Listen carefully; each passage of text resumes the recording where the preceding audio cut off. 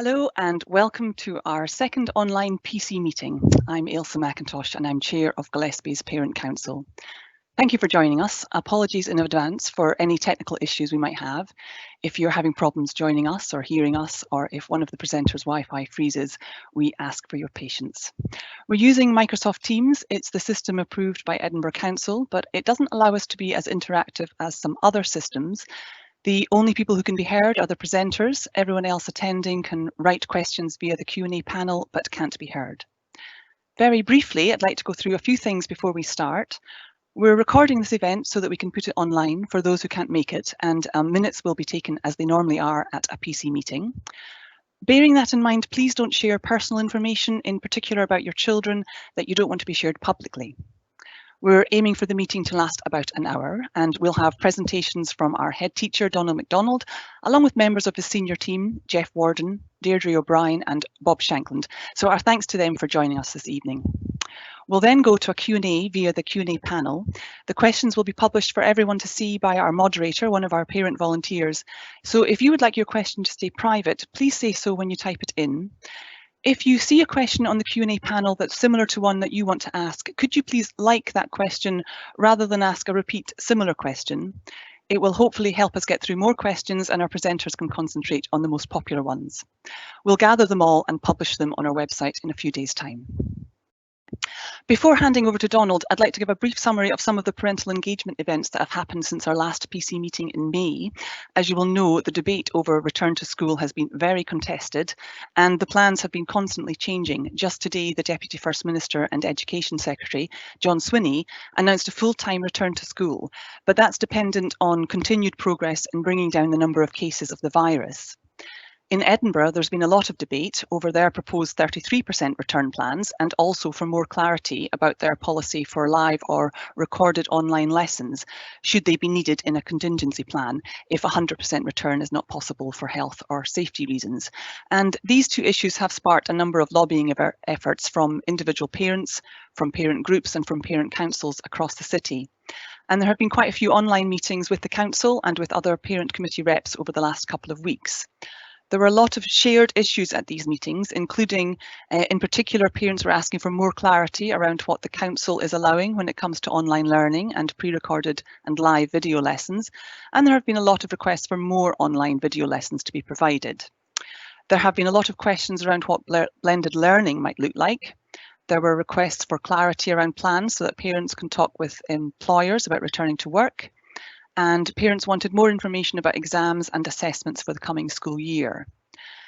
A lot of parents were asking about a minimum time of 50% of kids in schools come August, which the council has said is their goal in their latest statement, which was texted to parents last night, although that might have been overtaken by John Swinney's statement today that the aim is 100% if safe. And parents have also asked for more regular communications from the council and more engagement with parents. In terms of a response so far from Edinburgh Council, to summarise from statements and from some of these online meetings, the council has said they will improve their communications, that it's their intention to maximise the number of pupils in school as long as it's safe, that they are looking at additional accommodation in council-owned buildings, that all GTCS, that's General Teaching Council for Scotland, all registered but non-practising teachers have been contacted to increase their pool of potential teachers, and the response so far has been good. And that online learning would be better come August with the opportunity for more personal engagement online, as long as it can be guaranteed that all children have access to devices. Coming up on Wednesday tomorrow, it's the second of the Council's consultative committee with parents, and this one will be webcast, so you can watch that if you go to the Council's webcast page. So that's where we are at the moment, but the Council will now need to plan in response to the Deputy First Minister's statement on a full return, so things are ever changing. So at this point, I'm going to hand you over to Donald for his update, which has probably also been changing. Thank you, Donald.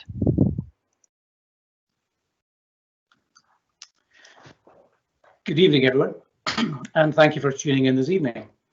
Thank you to Ailsa and Graham and Kath in the background from the Parent Council for setting up this evening's meeting.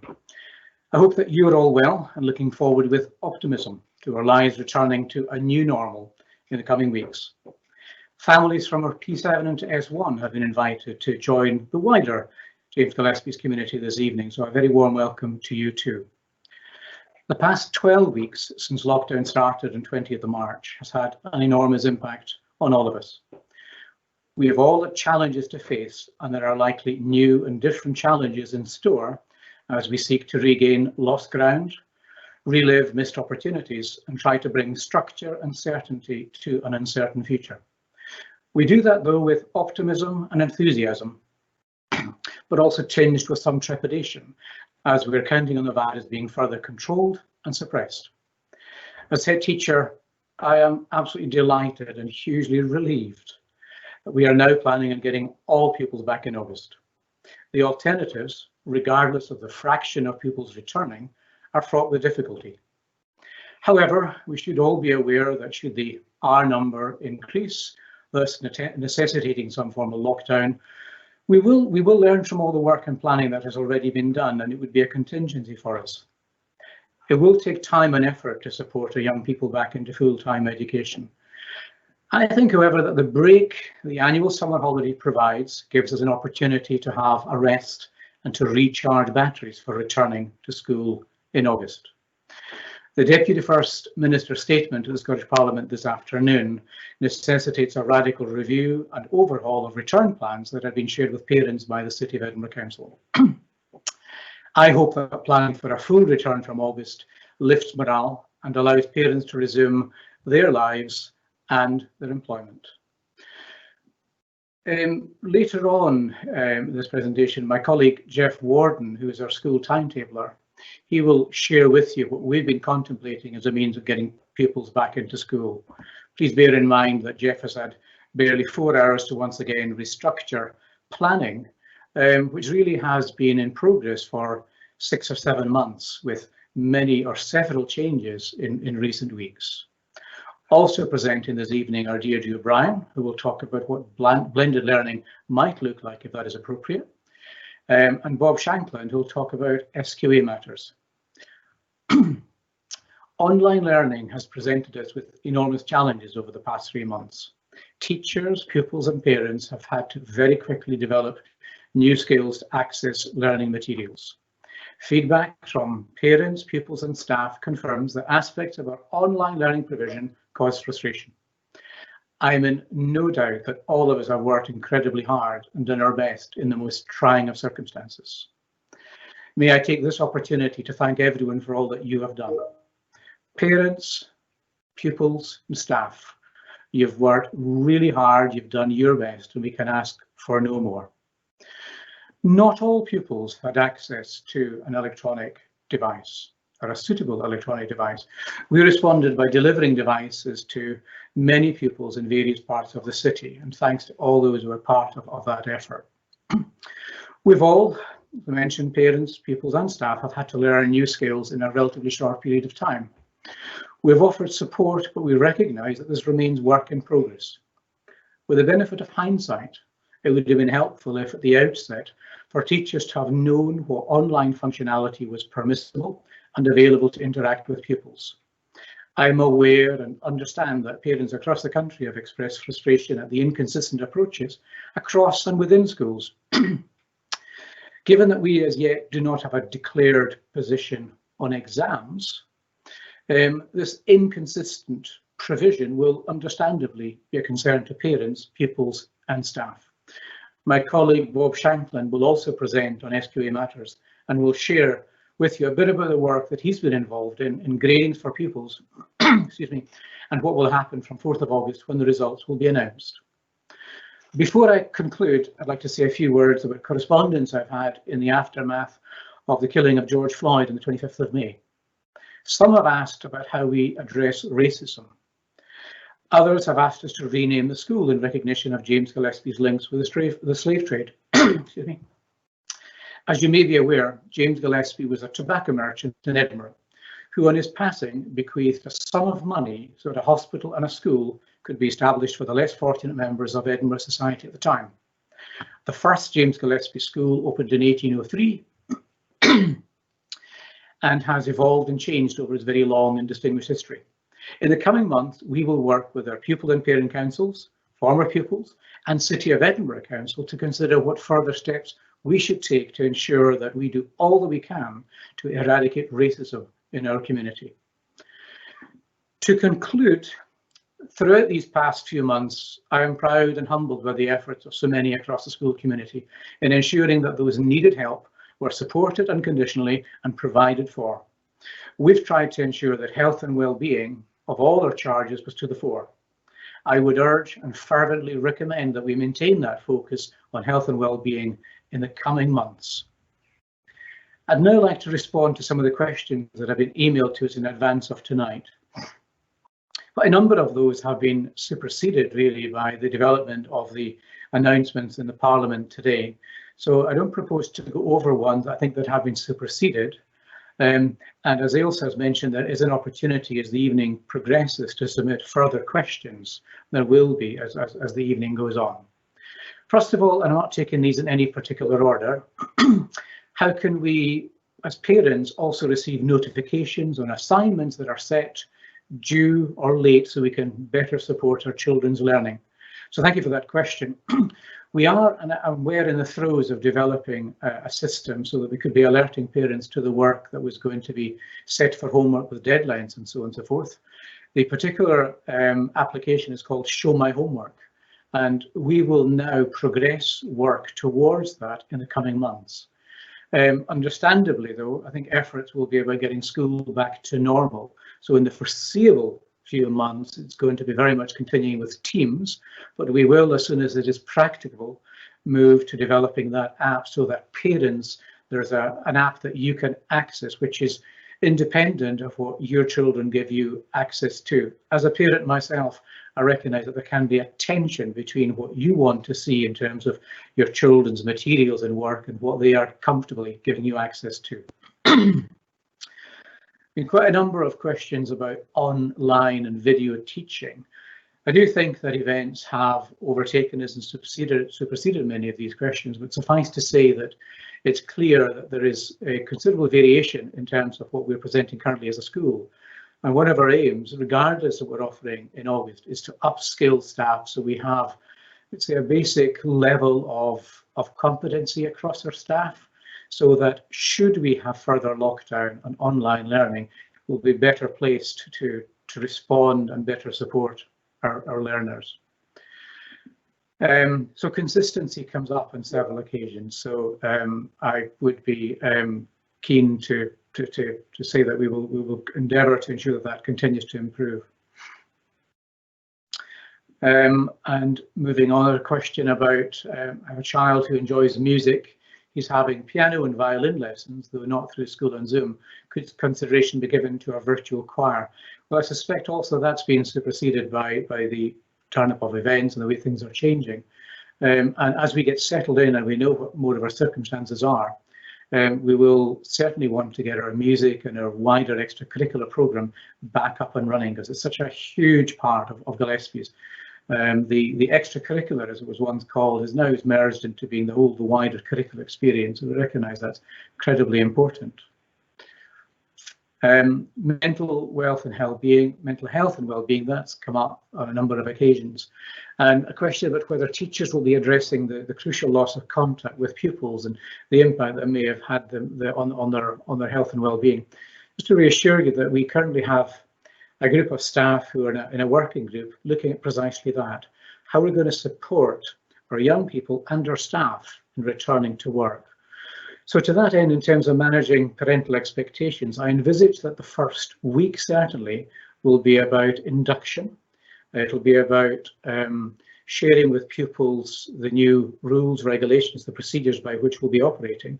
But what we'll also want to do is to give our young people a chance to share, so that they can share reflections and, I hope, open up and talk about their experiences, because we think working with qualified counsellors, we feel that would be something that would be important to do, so we can better support our youngsters as they come back into the school environment to learn. A question also about parents finding out more about how children are performing, reporting back to you. That's certainly going to be to the fore. We recognise that that's been really difficult to do in recent weeks, and parents have been asking for information about how youngsters are performing, and that's something that's going to be uppermost in our thinking when we return in August. A question about the council decision to finish school a week earlier than planned in summer 2021. That's a decision taken by council, and it's more in regard to teacher contracts. Each teacher in Scotland is contracted to work so many weeks per year. And in the context of Edinburgh, Edinburgh schools weren't scheduled to start back until the 17th of August. So that week has been carried forward, if you like, so it adds on to the summer holiday next year. So that's a decision that's taken at council level and is more to do with teacher contracts. A question also that there is in terms of HPV and vaccines, and as soon as we hear from NHS Lothian or Scotland in terms of resuming vaccinations for our pupils, we will be in touch with you as parents. A question too about hygiene and how we will safeguard health and safety in August. I really want to reassure everyone that both my business manager and I, we've been on a health and safety working group for the past 3 weeks, preparing for whatever August might bring.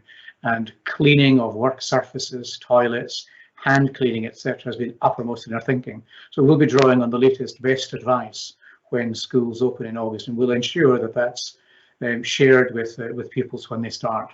We anticipate that there will be an increased cleaning regime around the school, and that's being factored into planning currently by the council. And finally, in relation to school funds, we are aiming to refund. I'm safe in saying that all the providers of the school trips have agreed to refund the school trips. That also has been a somewhat lengthy exercise, because with around 15 different trips for which we had a financial commitment, I'm hoping that all of these will be refunded to parents by the end of July. So bear with us as we do that. So it's a case of we would email you, but also do keep an eye out in terms of your own bank accounts when we're refunding from parent pay. So these then are the questions I was presented with prior to tonight. There will be others as the evening progresses. So at this stage, thank you for listening, and I'd now like to hand over to Jeff Warden, who'll say something more about August arrangements and timetabling. Thank you. That's great. Thank you very much, Donald, and good evening, everybody. I have to admit it's a bit strange that I can't see you, but hopefully you can see me. And I'd like to tell you a little bit about the timetable. Any opportunity to talk about the timetable is great for me to elicit sympathy from my colleagues. They may be a bit fed up by now, but I will try again tonight. So I'm just going to try and share a screen with you first of all, just a short presentation. So hopefully I'll get the thumbs up that can be seen. Maybe Mr. McDonald can let me know, because he's the one that I can see on my screen. Can you see a slide with 100% on it? Perfect. Great. So in normal circumstances, and certainly at the start of the school closure, it was very much in my mind that we potentially would still be working towards a 100% timetable as we normally would. I'm just going to put it on here. Hopefully that's a little better. And in any circumstance, or normal circumstances, I should say, 100% timetable is complex at best. Just as the screen comes up again, I'll share that, for example, with one department in the school where we've got 3/4 of the teachers in that department who work part-time, and there are various complexities in terms of making sure that they get their 3rd year into 4th year classes, the same as they had this year, that they have their higher class on a double period in the afternoon, all these kinds of different complexities that factor in, and that's just for one faculty or one department in particular. So thinking of that spread out across the timetable. As you can see, here's the blocking for the overall school timetable, the columns across the top for S5 and S6 subjects, S4, S3, and then the rotas of subjects for S1 and S2 by class. Normally, this would be finalized by the middle of May. We'd then distribute timetables to the pupils at the end of May, and during their inductions at the start of June. Any initial course choice changes would be made, and then we'd be good to go for August after our kind of dry run of the timetable in June.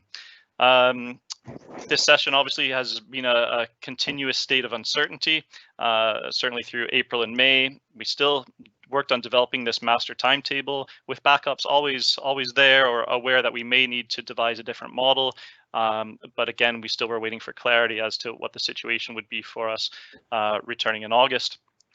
We couldn't get all the timetable information onto our management information system for pupils because the SQA work took precedence at that time in May.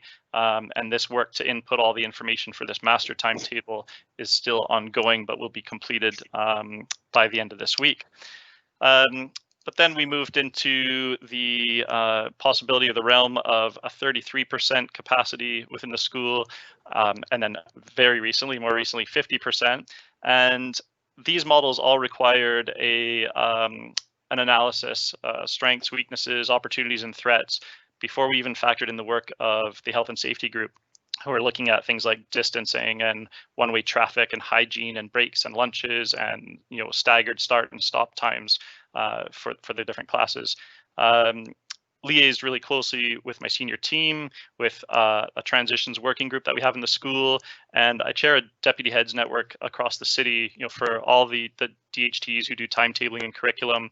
So we gathered as well online to share different models and different approaches, and what would work for some we could share with others, and just share ideas and good practice across the city. But it became an immensely difficult and complicated task to find a model that was right for James Gilliespies. And this is probably the most reflective of how I was feeling at the time throughout this process. Very much heavy on my mind and heart was home circumstances, both for pupils and for staff. What would make life harder? What would make life easier?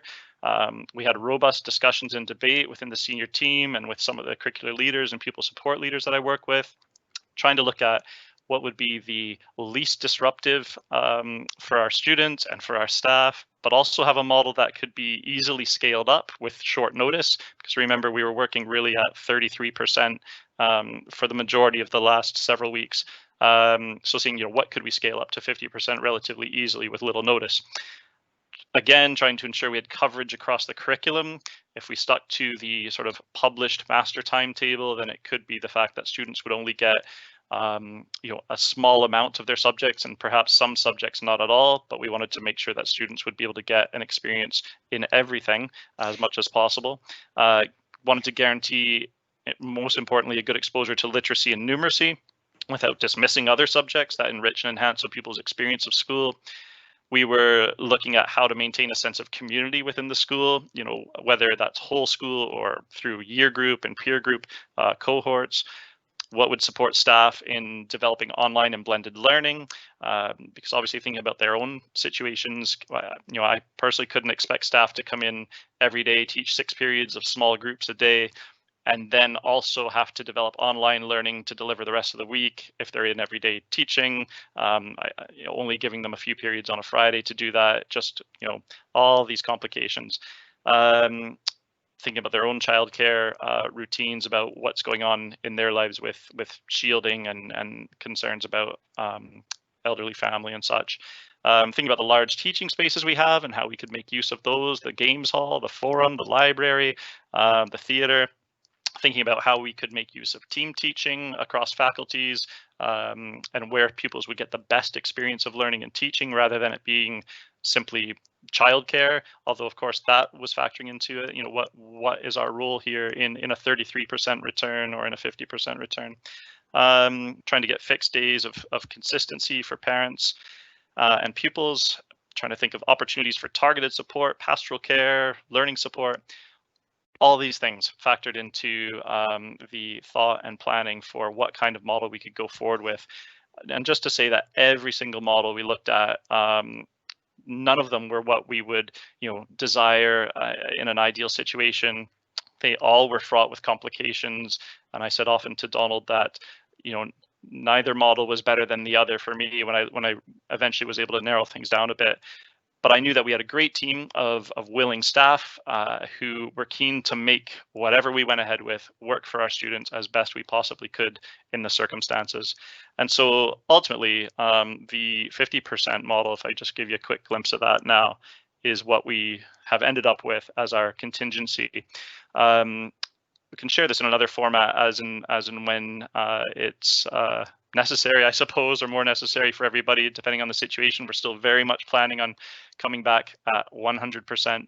But if we're looking at a 50% capacity, then we are looking more at a year group concentrated delivery.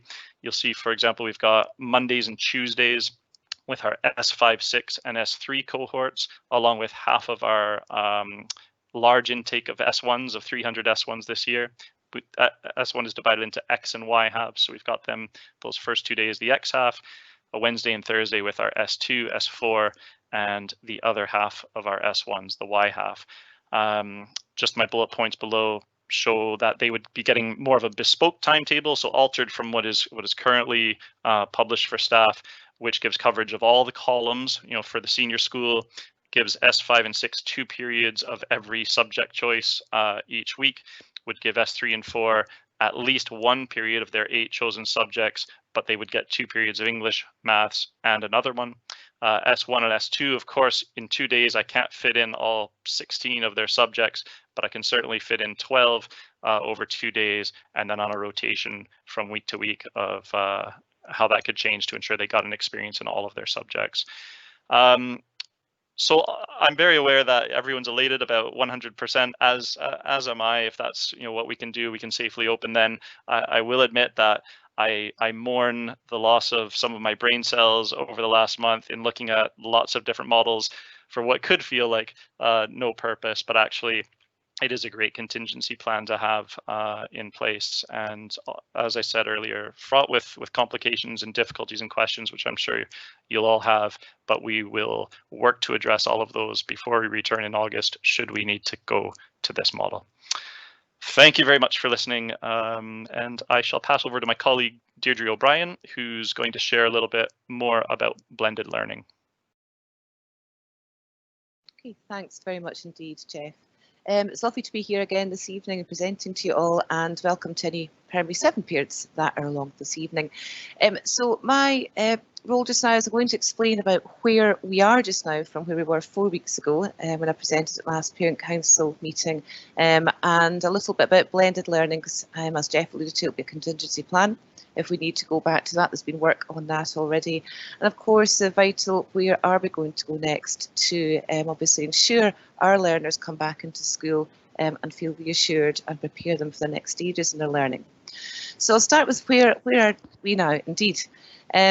Okay, so our audit of good practice. So as I have referenced before in emails, we did an audit with staff about in Teams, the effective use of different functionality in Teams. And several staff, in fact, in every faculty, there's a staff member that was using audio lessons. And that's a bit confusion, I think, with audio, which is kind of like one-way video as well. And this really only came out the clarity from the council in around about mid-May, that we could start using these functions, and staff were very willing to take that on board. So I shared that with staff and had discussions with curricular leaders regarding those staff in each faculty to share their good practice and support the training of their colleagues. So that was ongoing in the last few weeks because we recognise the need obviously to upskill staff, which is quite challenging obviously when staff are working from home, and I'm going to say a few more about that in a second. What have we done in June? We've set up obviously our new class teams for all our year groups for the timetable change on the 1st of June. And also at that time, we introduced an engagement policy, which I shared with you at our last meeting, to support pupils with their engagement. And through tracking, identifying pupils who are finding the work challenging and providing necessary supports. And that was really one of the key aims actually to the engagement policy, was to have an overview of how pupils are faring and to offer supports for those who are finding it challenging. And that's obviously come out as well from surveys. As part of engagement policy, we introduced a rotation timetable for the new second year, so 1st of June, to reduce their weekly tasks and support their engagement. And again, that's come about from our staff survey and also from the parent survey that was issued in April. It was telling us that some pupils are finding the work quite overwhelming across the 16 subjects. Of course, at that point in May, the current second year in May started embarking on their courses of work early in 3rd year, and that reduced their subjects and hopefully their workload. We continue to share staff training opportunities. I share Edinburgh Learns professional pathways, and there's webinars, and of course we've got our own digital learning team to try and upskill staff. Just to mention, there's been a lot of queries about video lessons. That has been approved by the Council last week, but further training is required, just to be honest, for staff before it can be enabled fully. So if we do have to go to a blended learning model, we will have the time to upskill staff and do the training necessary to implement that. Our second parent care survey has been issued just now. It's just closed on Sunday, and again that's vital, engaging how learners are experiencing the workload and what we can do to support that when the school returns. Regarding, obviously there's been lots of queries. I want to address these around queries and concerns about the need for more interactive learning and of course the consistency over the use of audio and live lessons. I've obviously been speaking with lots of staff, had dialogue with curricular leaders about that, and there's genuine reasons for this inconsistency, and we've done our best to provide the tools to learn. I suppose it boils down to that nothing beats the face-to-face collaboration and the peer learning that staff have when they're in school, as do our learners. Many staff, I would be honest, have found it extremely challenging trying to work from home, the capacity with childcare and even just with broadband Wi-Fi issues, and they're trying their best around those. But I think it's more to do with the competence and the confidence that's coming through from staff, and that's where our job is. Our role is to provide and upskill and provide opportunities for staff, and we will continue to do so when the schools return. Nothing beats interacting with others and learning from each other. And we will build on that when the schools return, and we will get a greater degree of consistency should we have the need to go to blended learning. So that's very much in the forefront of our next steps. So blended learning, we know that obviously this will be a contingency plan. If we do have to adopt this, work has been ongoing with adopting a model for Gilliespies.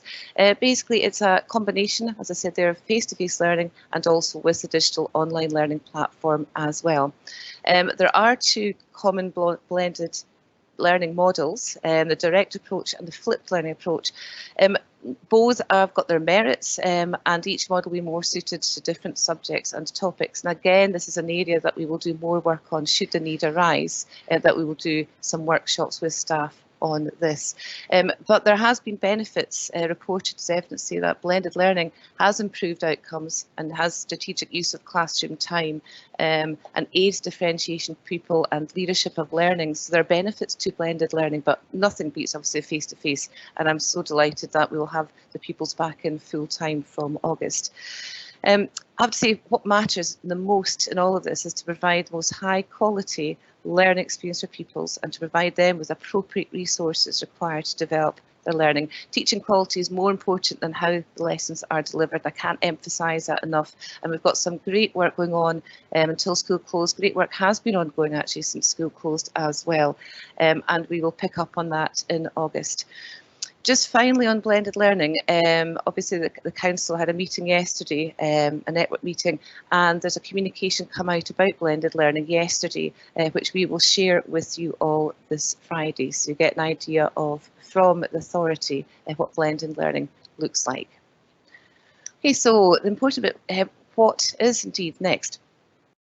I want just to show you, I think the most important thing is our school values, and they are respect, kindness, integrity, high expectations and inclusion will underpin everything we do when we move forward. And the first item there is hugely important, and that is reassuring and supporting pupils on their return. That will be a #1 priority because we understand that pupils will be anxious at different levels of their learning. And that's our jobs as practitioners and experts in order to build on that and to plug any gaps in learning. So how do we do that? Well, our most important part is to gauge who the learners are on their return to school. And then we plan. So we plan to meet those needs. Okay. So staff will identify a essential learner and redesign courses where appropriate. And what I mean by that is that they will identify core and significant aspects of learning to ensure learner progression. Once they establish where the learners are now, so not way back when the schools closed in March, then they can plan to meet those differences in learning experiences. But staff are very understanding, of course, that home circumstances are varied, and will put plans in step to meet that without a doubt. Teachers are experts in differentiation and teaching different levels and experiences. I've no doubt that they will rise to that. And some staff, in answer to some questions about how do we plug that gap? Some staff are talking about extra support classes, identifying targeted support for pupils and taking them out and offering them additional tuition. So we are looking into all of that to reassure you on that. So to find out the blended learning, we have done some work in a contingency plan with the context of our school and the models that Jeff presented. So we will continue with that should the need arise with that. And we'll continue to upskill our staff in digital learning. So we'll conduct a digital learning survey and we will actually target and personalise training to staff's needs, their own needs, to build that competence and confidence that I referred to earlier in the use of team. So we'll get a more level playing field and a kind of baseline for all staff. I think Donald mentioned that in his introduction. We'll continue the sharing of good practice through face-to-face sharing in faculties where staff are skilled in the use of teams from the audit can support their colleagues. Like our young people, we can't underestimate the powerful tool that is collaboration and learning from each other, and this will be further developed on our return to school. Another thing that's quite exciting, I feel, is to explore some live streaming of lessons in the classroom for pupils at home to access. And this formed, part of our blended learning contingency plan. We were going to be looking into that, and I think that's exciting, for any contingency plan or otherwise. So we'll be looking into developing that practice and skills. And finally, it's analysing the parent care survey feedback that's open, or just closed, sorry, just now, and use this to inform planning. I aim to do that and share these findings with you all by the end of this week. And there's nearly 500 responses, which is absolutely fantastic. I really do want to thank everyone who took the time to express their views, because they are invaluable to adapting and making these adjustments to obviously make learning as best quality as we can for our young people. Just to close, I just want to thank you all for all your efforts at home with juggling everything. I know, being a parent of a 10 and 12-year-old, how challenging it has been. No one can underestimate the work, and I applaud you all for all the work you've done and your resilience and your patience, and just supporting your child through these difficult times. And hopefully we can get back and pick up the pieces in August and move forward and plug any gaps in learning. So thank you all very much indeed. Oh, I just want to pass over to Bob Shankland now, who will talk a little bit more about the SQE.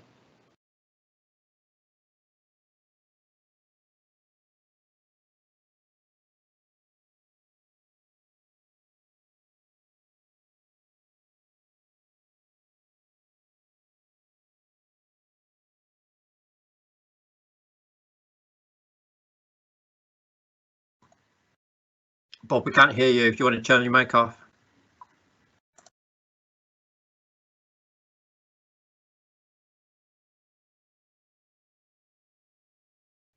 I'm wondering if we've actually lost Bob. If we have, should we go to Donald and go to some questions and come back to Bob if you come back? Are you with us? Hi, sorry, can you hear me? Yes, we can. Yeah, great. Sorry, a little problem with my mic there. So thanks Deirdre. And as Deirdre said, my name's Bob Shankland. I'm the school's SQA coordinator and deputy head teacher. So definitely fighting it out with Jeff recently for one of the most fun jobs during lockdown. I know at the last parent council meeting that Mr. McDonald shared a kind of overview of the SQA work that had been going on, but I want to take this opportunity tonight just to run through a little bit more of the detail of that, and just to have a wee bit of a chat about exactly where we are at the moment with our SQA work and some important dates that we have coming up. So firstly, I just want to chat a little bit about the actual production of estimates and what teachers specifically had to do in generating estimates for our candidates. So for each candidate, for each examinable course, so that would be our National 5, our Hires and our Advanced Hire courses, the school had to submit 3 pieces of information, 3 pieces of data, which was what we estimated the candidate's basic band to be, which is essentially a reflection of the final grade that we would expect under normal circumstances that the child would have got by continuing their studies all the way through the academic year. and you can see from the table and the slide there that these 9 bands directly correlate with the alphabetized grading that you'll be more familiar with. Where and actually the production of estimates like that is very well known to us teachers, because we have to do that every year under normal circumstances. So even when the students are going forward for exams, every teacher still has to produce an estimate to the SQA of how they feel that each student is going to perform. Where what was being asked of us this year was different was that we also had to produce what the SQA referred to as a refined band and a rank order. So again, looking at the table which is in the slide, you'll see that each of the basic bands was split into refined bands, and within each of these refined bands, the teachers had to then rank order each of the candidates. So, for example, if I was teaching higher maths and I was assessing the abilities of some of my students, and say that I had assessed that I had 3 different candidates that I thought were going to achieve a band 2A, then I would have to decide under which refined band each of those candidates would fall, for 3 being the most secure, 5 being the least secure within that band 2 grouping. And then if there were several candidates within, let's say, refined band 3, I would then have to rank order those candidates as well, as to from the most secure to the least secure. And the way in which we kind of tackled that that task as a whole was that teachers would do that for their classes, and then the whole department, or all the teachers for a specific course, would have the unenviable task of then bringing all these separate gradings together and try to put them together into one collective grading of bands, grading of refined bands, and then rank ordering of the entire cohort for a course, which I'm sure you can appreciate that, you know, when you're doing that for over 200 students, say in National 5 English, that is a pretty big task. So the estimates themselves, which the teachers generate, of course, are a holistic judgment drawn from the evidence that we had at the time of school closure. But of course, the evidence that we had was not complete evidence, because obviously not all the courses were finished because of the premature end, essentially, to the school year. So this was also balanced with professional judgment, and within that professional judgment, we were taking into account all sorts of different information pertaining to each young person. And from that, as I say, we would generate a kind of holistic judgment of how we felt the student was going to perform in any given course. Consistency approach for as my job as SQA coordinator, that was massively important, and to do that, obviously we had guidance documents from the SQA and also guidance documents from the council, and what I did was take all that information and produce essentially a step-by-step Gilliespies guide to producing and generating estimates, which essentially then was given out to all teachers and all faculties at the beginning of May. And as I say, that was a step-by-step approach, which then every teacher had to follow, which again helped us to assure the quality and consistency of the estimates which were being produced. Added on to that, of course, was then quality assurance that had to be done at a faculty level by all of our curriculum leaders, so the leaders of each of our faculties and departments. And there was a big focus there on collaborative work, on the fact that these estimates were not being made in isolation, but that it was a lot of it based on wide discussion around the whole cohort of our young people, and as I say, in finding judgments that that best met the needs of all of our young people. And then once that level of faculty assurance was done, and essentially we had then reached a point of a deadline for in-house completion of our estimates, myself and Mr. MacDonald, head teacher, undertook some whole school quality assurance exercises in trying to ensure that what had been produced was sound and met the principles of all of the SQA guidance, and importantly also reflected our successes in previous years. So obviously with all of that, done, we ended up with a total of over 2,600 estimates, and these were all submitted by the SQA deadline of the 29th of May. So that pretty much takes us up to where we are now, and so now the SQA have all of our data, and of course, as well as the estimates that we have for all of our examinable courses, the SQA are also in receipt of all of our projected passes for our National 2 to National 4 courses, and now they are essentially reviewing all of that information. So now what happens is the SQA take all that information, they will look at how that relates to the picture nationally, how our estimates that we have submitted relate to the picture nationally, and they will also, I would imagine, relate that back and look at that in relation to our previous attainment data, and to do that they will use all sorts of different statistical modelling, and from there they may choose to modify some of the estimates that we have submitted, and that could be that they could modify them up, so students may end up with a better mark than they were estimated, or indeed they may choose to revise an estimate downwards as well. And we will find out information about what has been the final awards for our candidates at roughly the same time that they will. So the results day is Tuesday, the 4th of August. So we await that with bated breath to see where we are. The kind of last piece of information, I suppose, the last piece of the jigsaw came to us just at the end of last week, at the start of this week, which is some information that the SQA have provided around their appeals service for this year. So they are providing a kind of free appeals, or what they're calling a post-certification review service. And as I say, that's been shared actually now with parents earlier on today.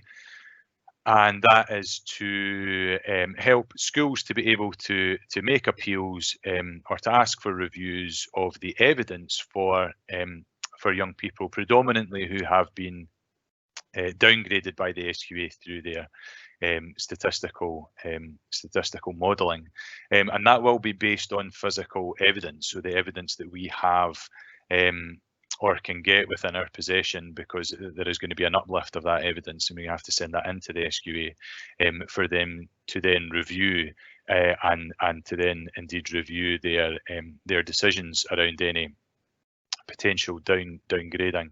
There is also an avenue for appeal, although the SQA have made it very clear that this is to be in very rare occasions, if there has been highlighted an error in the submission of a candidate's estimate, be that an administrative error, or as they're referring to, an academic error in the production of that estimate. But as they say, that they're expecting that that's going to be in rare cases, and that has to go to the Director of Operations of the SQA, where we need to make a case for why there has been this error, and they will then take that into consideration. So that leads us on really to talking about looking ahead and what is to come in the next academic year. Unfortunately, there's not a lot of guidance that I can give really around this, because we simply don't know at the moment what the SQA's plans are for the assessment of courses in the coming academic year. All I can say is that once we have a good idea as to the model for certification in 2021, that we will absolutely do whatever we can and whatever is necessary to make sure that our young people are best prepared for form of assessment they are going to be going through. I understand that there will be a lot of concern regarding the amount of schooling, direct schooling that the young people have missed. But as I say, we will do everything within our power when we are back together as a collective school community to assess what needs to be done to make sure that that our young people have the best opportunity to achieve their potential. Okay, and that's all from me at the moment. Thank you very much for your time.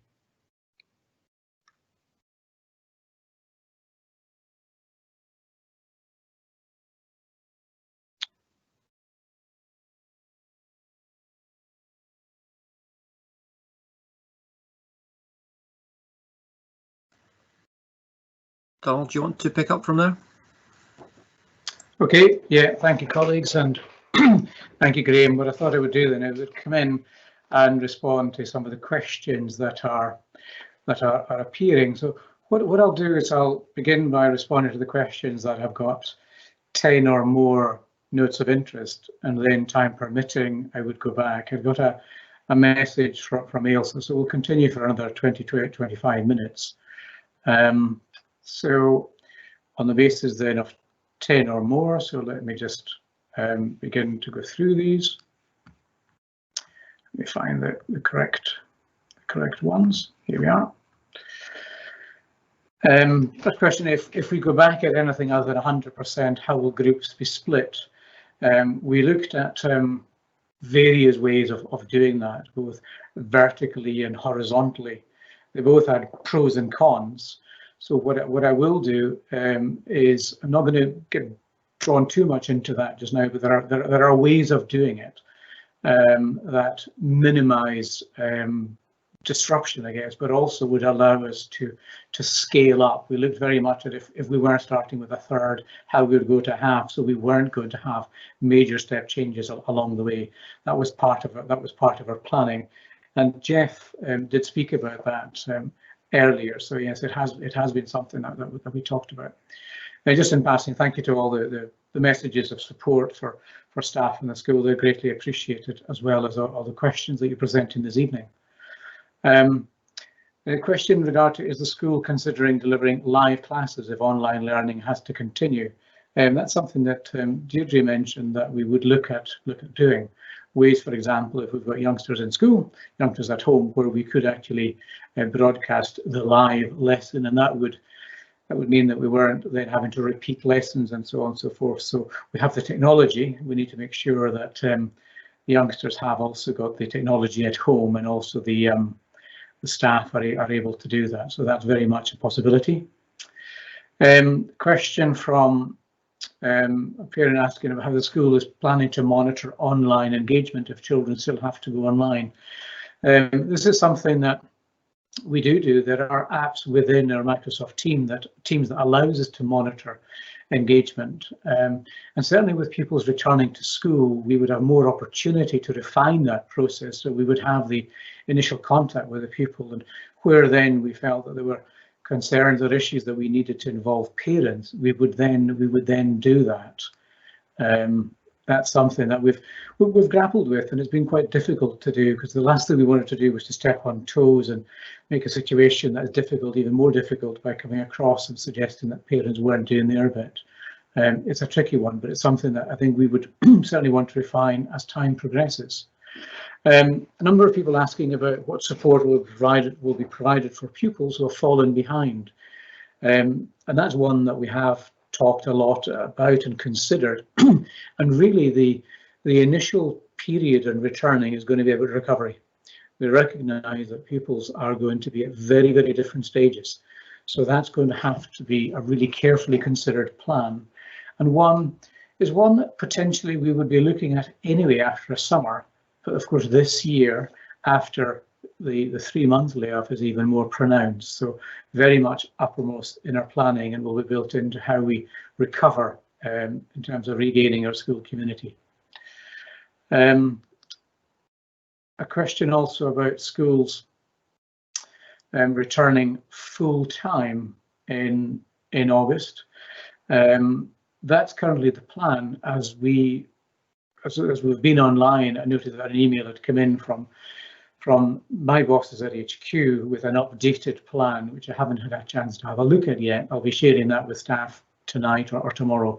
But my understanding is that the expectation is that all pupils will be back full-time, 5 days a week, 100% in August. I qualify that by saying that that's contingent on having all our staff back. And there's a further sub-question about where pupils are shielding. We also have staff who are shielding, and we'll also have to manage those who are feeling a bit vulnerable and maybe will need a little bit of support in coming back. But certainly the aim is 100% return. But also maybe throw into that we will have 300 new S1 pupils. That, in the absence of the normal transition activities, presents an additional challenge. So we'll be getting our heads around how we might do that. That's going to be challenging. There is a best solution. There's always a best solution, and we will be considering, reflecting on how we might do that. And although Mr. Porter here isn't here tonight, he's here in spirit and in mind, and I'm sure he's also probably watching, and he'll be thinking about how we might do that. Continuing down, social distancing is a question that's appeared, and there's been a lot of correspondence in recent days around whether there's a need for our young people to socially distance, given the emerging evidence and research that's being done around the impact of the coronavirus on young people. They seem to be less affected. Of course, what we don't know at the moment is whether or not they form a key part in the transmission chain, and understandably that is an area we'd want to better understand, so we can look at what protective measures, maybe social distancing, we need to implement for staff. I mean, less so for young people. And that, you may have heard earlier, unions were commenting on, which is understandable. We have 7 weeks before we're due to go back, so that gives us quite a bit of time to prepare and also look at the evidence that's emerging from other countries who are further ahead in terms of the pandemic, notably the Netherlands, the Pacific Rim countries.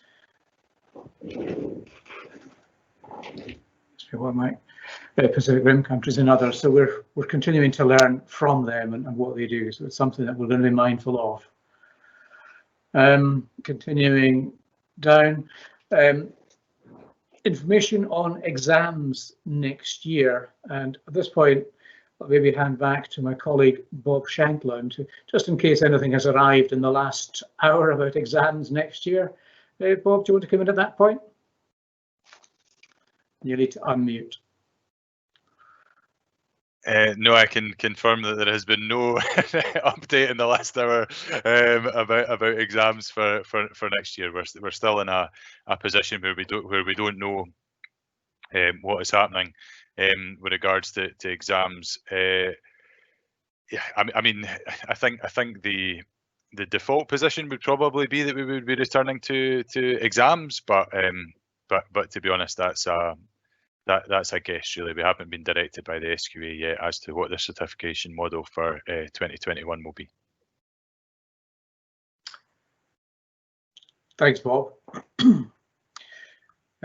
Also allied to that, there was a question about how possibly exams could run in a fair and equitable way, given there's been such variation in terms of pupil experience.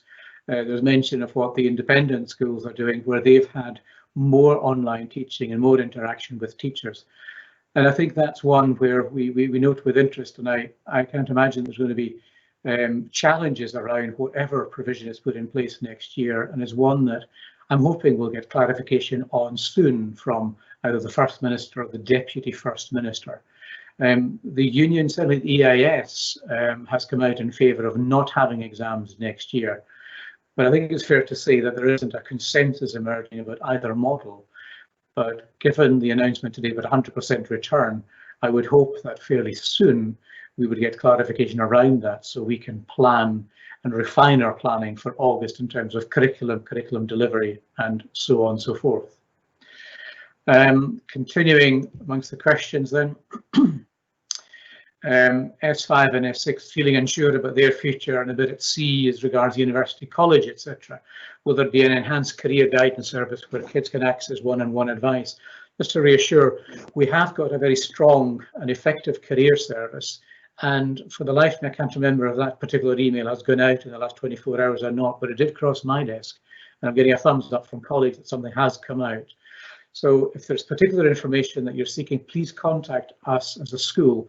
We will also be, would aim to do an annual UCAS, a university colleges application information evening for parents. It's likely that we'll do an online version this year, because it's important that we do that really end of August, beginning of September. We haven't had a chance to plan it yet, but I'm hoping that we will do that. Maybe I can ask my colleague Bob Shankland to come in at that point to get further information. Over to you, Bob.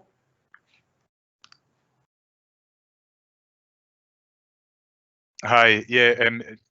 Another aspect of my job is that I oversee our 16 plus positive destinations group, and that means that I work very closely with Skills Development Scotland and our school careers advisor. And just so that everyone's aware, the Skills Development Scotland have an offer now to schools that they won't be working in person with young people between just now and October. But they do. But they are going to be working online with young people, and they have a commitment this year to follow up on every single S6 leaver or every school leaver to make sure that they are supported into a positive destination, and that includes all of our young people who are applied to university and may even have unconditional offers to university. A letter was sent out earlier on today, which was detailing that Ailsa Morgan, our careers advisor, may very well be in touch with pupils during the summer. We wanted to send that out just because that is a bit different to what would happen in normal years. Normally, you wouldn't necessarily be getting phone calls from a careers advisor during school holidays, but that may well be happening this year, and that is just to follow up and make sure that everyone has, especially our school leavers, have the support that they require to be able to transition into a positive destination. One thing that I would say as well there is that normally we would have all of our leavers complete a physical leavers form, which is required to help us process young people off of the school roll. It also helps us to gather information as to the destinations of our young people, and again to highlight people that may require some extra support. This year, a number of weeks ago, we sent out a communication which was around the completion of an online leavers form, and I would really like to stress that if that hasn't been completed yet, for anyone who's planning on leaving school, that you do that as soon as you possibly can, and preferably before the end of this week, just to make sure that we have the most up-to-date information as to what your needs may be, so that can be effectively followed up by Ailsa and the team from Skills Development Scotland. Thanks, Donald. Okay, thanks. Thanks, Bob. Continuing on the theme of other questions then. Question about parent consultations. Will they be happening in early 2020, in other words, in the autumn, to replace those that were abandoned? We haven't had opportunity to plan when they will take place. We're mindful that where reports weren't distributed or where they didn't take place, there would be an urgency for having those sooner. So bear with us as we put a plan together, and we'll work closely with the Parent Council around when we'll do that, mindful of the fact that it may well be that social distancing is more likely to prevail for us as adults, more so than young people. But certainly by the time we resume, or certainly towards the end of August, I would be hopeful that we'll have a plan in place. Continuing down, a question about assignments and assessments should be more mandatory. And this was a balance which is quite difficult to strike. We were mindful, in fact determined, that we would not put undue pressure on our young people, and especially those who are struggling for whatever reason to access their work. We know then that when timetable changed the beginning of June, that as parents, and I speak from personal experience, the motivation for our young people to get up and work and complete work was less, and it would be increased by perhaps having deadlines which are fixed with knowledge that it would be followed up.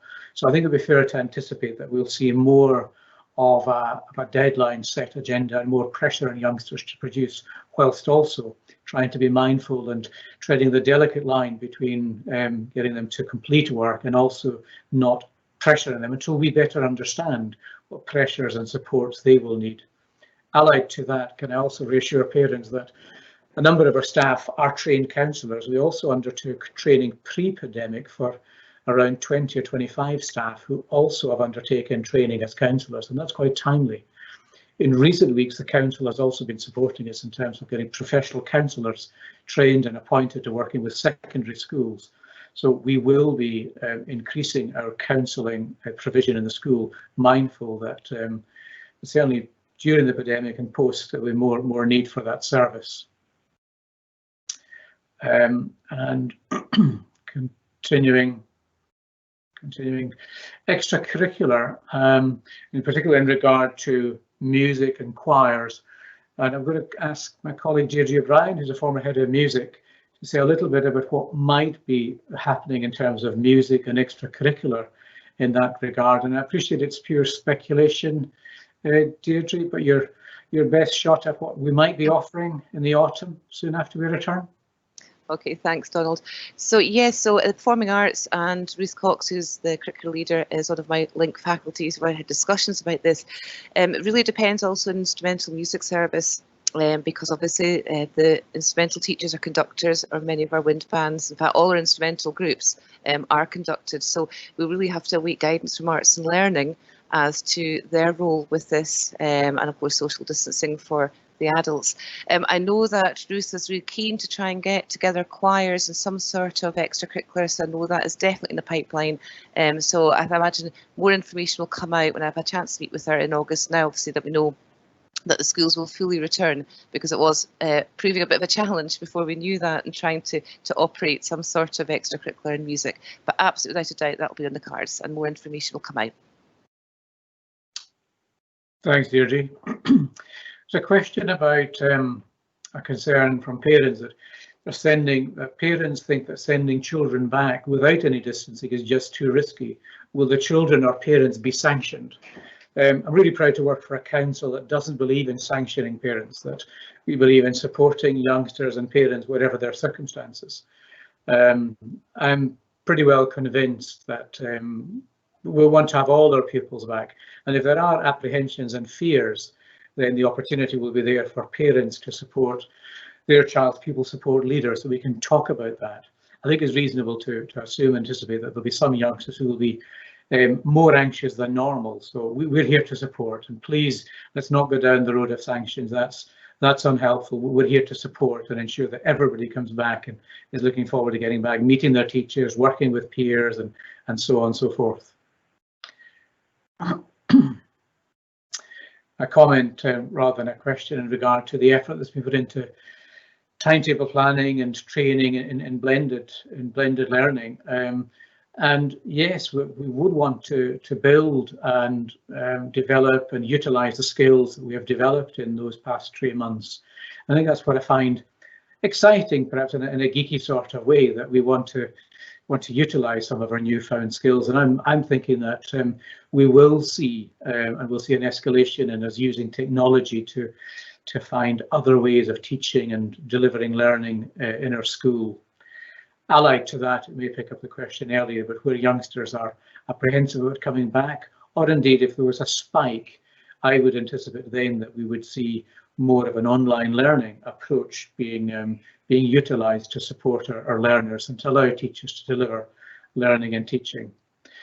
I've seen there's been a few questions in terms of P7 pupils transitioning to high school, and in terms of communication and how you get updates, and also what transition might look like in August. In terms of communication, the records from P7 children are not transferred to us until the point of transfer on the 10th of August. So we don't have access to your email addresses. That having been said, I do want to think about how we can communicate with you. And let me think further about that rather than throw something out and then change it and confuse the matter. So what I'd like to do is to consult further with Ian Porter, who's leading in this area, and also colleagues in Support for Learning, etc. And what I propose to do is to communicate with you via your child's head teacher. I would aim to do that by the end of this week. So let's reflect on that rather than jump into something that we might then change and lead to further confusion. A question about parents needing more support to deliver teaching alongside their day jobs. Appreciate that's a huge one. And it's something for us to consider how we might support you as teachers. Should there be a spike or some kind of mini lockdown or whatever that might be, what we can do to better support you as parents, and that's something for us to reflect. And of course, to that end, would appreciate feedback from you, and perhaps that's something that could be done through the parent council. And there's a question about parent council online. I'll come back to Ailsa on that later. Learning, e-collaboration, and so on and so forth. I think I may have covered all the main ones, but rest assured that questions that we haven't covered, we will follow up and present our answers online. We'll do that. So I just wonder, Ailsa, unless there's something further you want me to respond to, I may hand back to you at this point, so you can pick up in any other areas or areas you might want me to respond to this evening. Thanks, Donald. No, I think that's great. We were hoping to finish by 8 o'clock, so I'm happy with where we're at. Thank you very much. Thank you to Donald, to Jeff and to Deirdre and Bob for this evening. Please pass on our thanks to all the staff at the school for all that they've done during what's been a very challenging time. And I see that one of the first questions on our Q&A panel, and the one that has received the most likes, wasn't a question, but it was a thank you to all our teachers, support and admin teams at Gilliespies for all their professionalism and hard work, and I'll add another like to that. Thank you all for attending virtually this evening. All the questions will be taken away, as Donald said, and they will be answered, and we'll put them online in a few days' time on our PC website and email them out via the school. We will host another PC meeting in September, and we will definitely be looking at a combination of online and in-person PC meetings, but we'll send out more information nearer the time. In the meantime, thanks again. Bye for now.